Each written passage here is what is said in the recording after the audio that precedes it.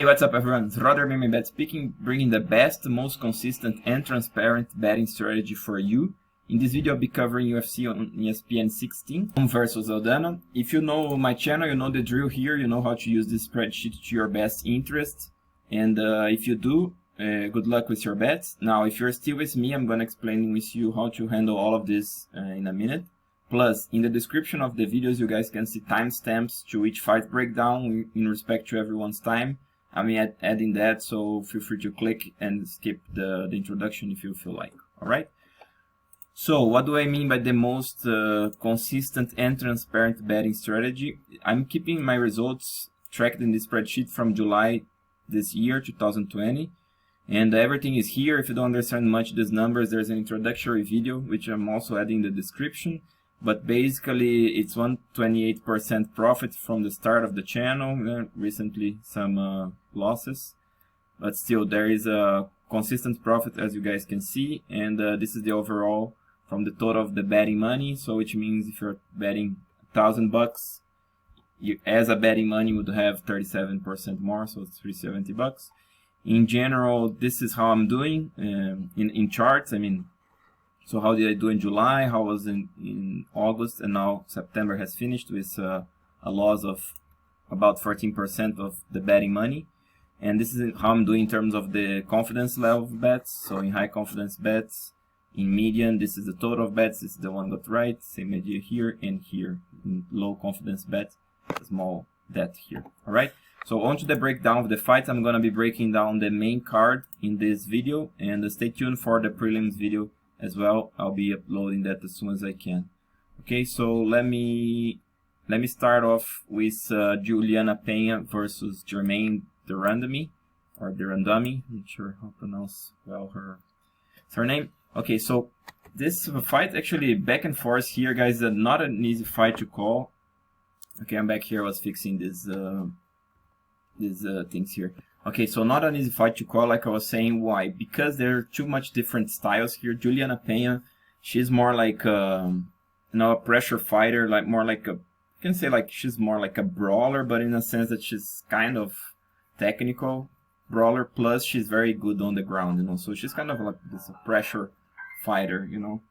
And the Randamie, you know, everybody knows her about her Muay Thai, her kickboxing background.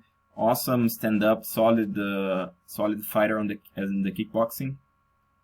Now, the main important thing here, guys, is how this fight gonna play out, you know. And the way I see it, if Germaine the Randamie does the good thing, you know, she has a good training camp, which I think she's having. I've seen some pictures out there. She's been training with some good wrestlers, and she has to keep her composure, and she has to stop Pena's takedowns. I don't think it's that much of a difficulty, because Pena, she's not that technical on the feet, like I was saying, you know.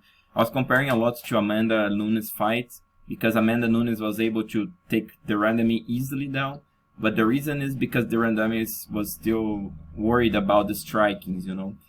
But I don't think she should worry much here against Pena, you know. Of course, Pena, she's a tough girl, she's a big girl for the division herself, so is the Randamie. But I don't think that Pena carries that much power, or at least she doesn't translate that into punches and kicks, you know. So I think, and also Pena, she's a little bit more basic. She kind of plods forward, you know, squared. So I think it's easier to pick her patterns there.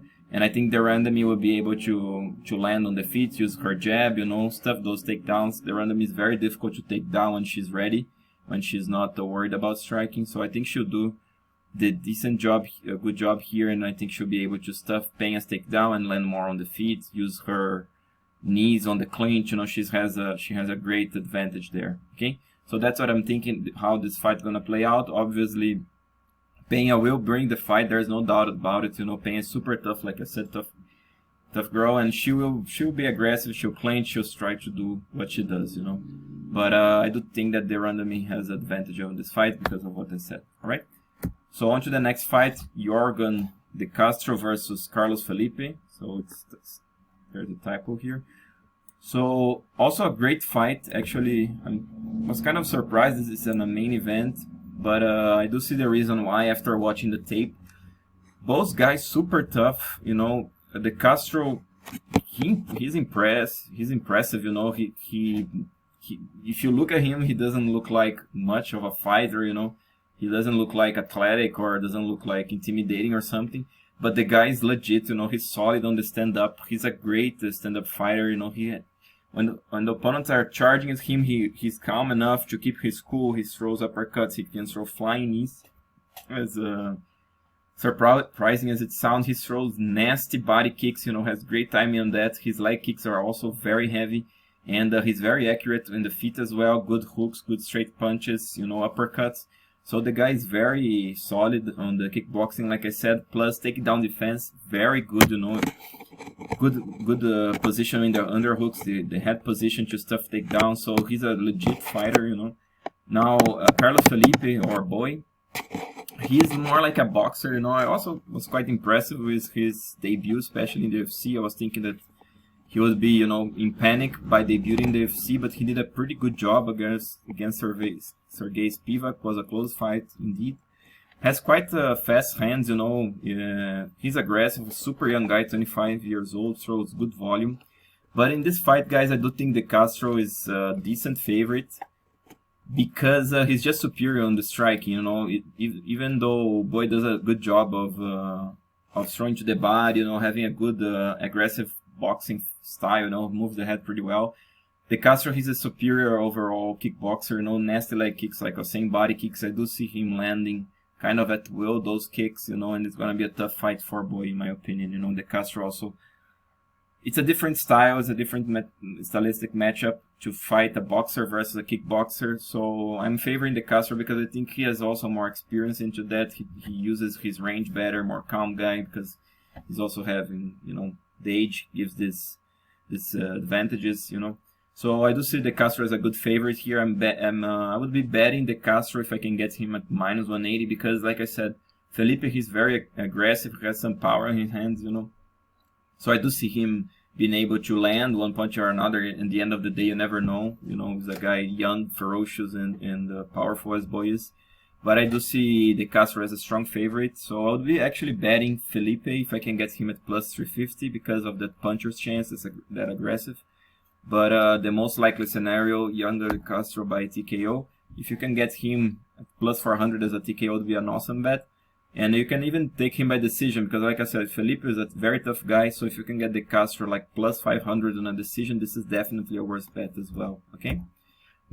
So this fight not taking place. So now, Holm versus Irene Aldana. I think I'm skipping one fight from the main card. Okay, on the main card we also have Dusko Tudorovic versus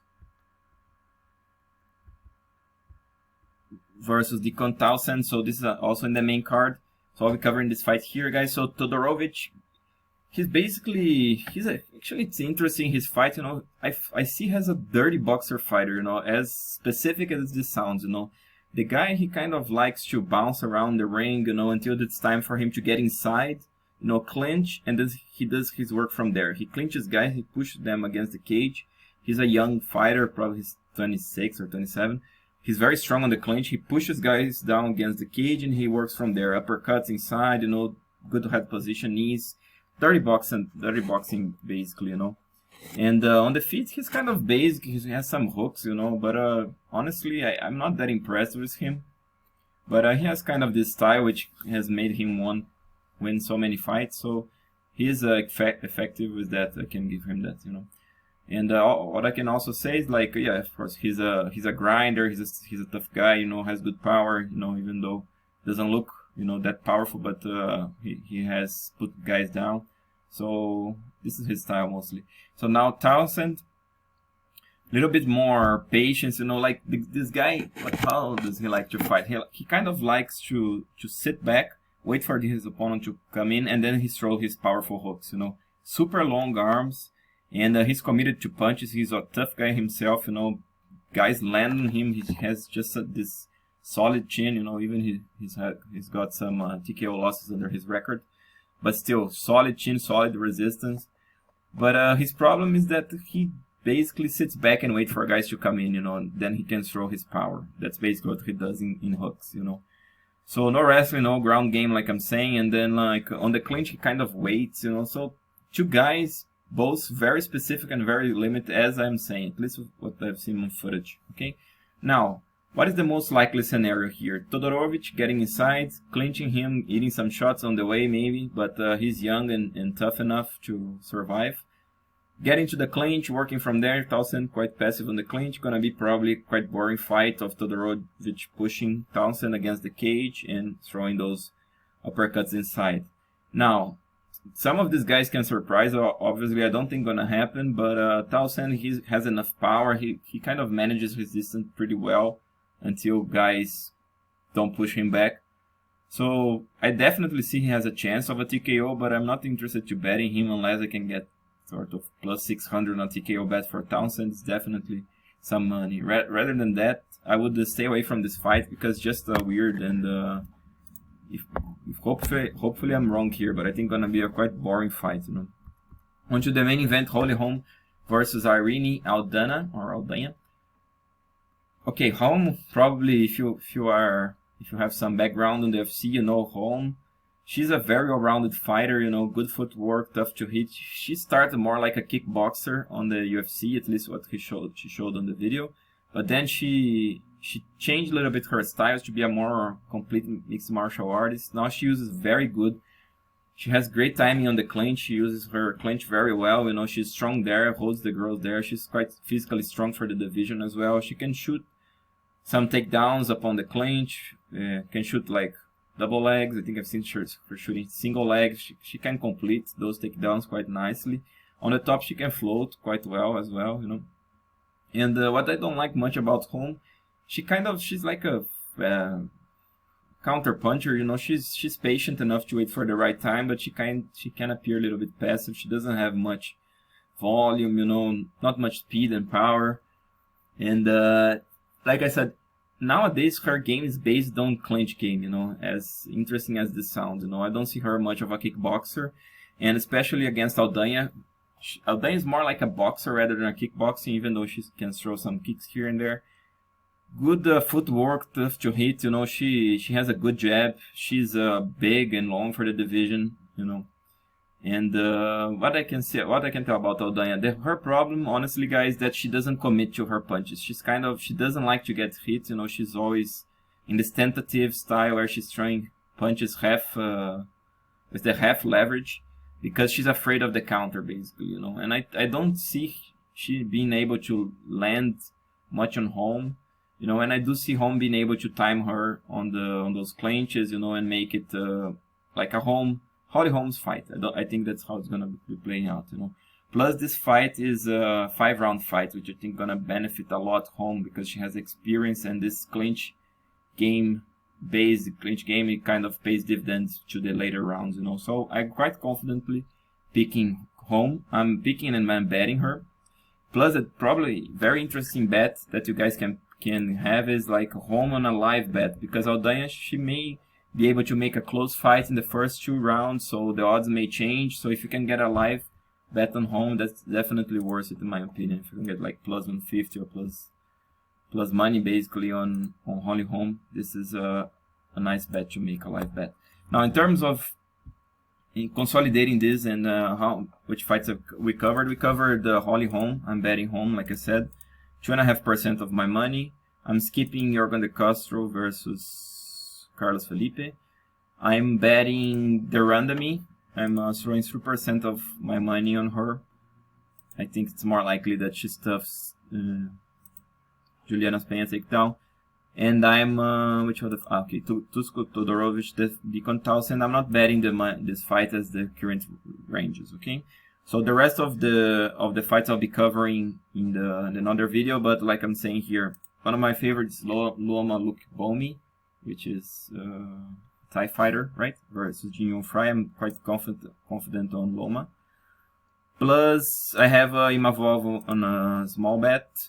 And I had Kopilov, but this fight has been cancelled, okay? So the rest of the fights I'm still watching. I'm going to be coming up with the video, so you guys can also take a look in these props as of now, or wait for the breakdown.